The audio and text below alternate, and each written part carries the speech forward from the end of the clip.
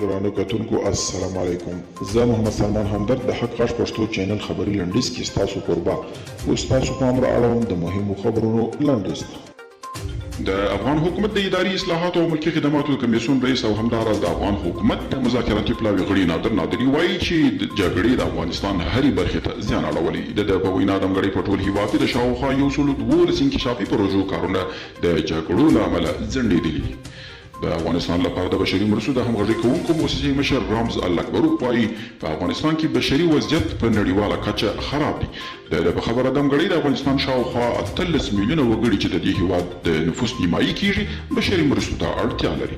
د هیواد پخوانی ولسمشر حمید کرزي د پاکستان له لومړي وزیر عمران خان سره ټلیفوني خبرې کړې دي.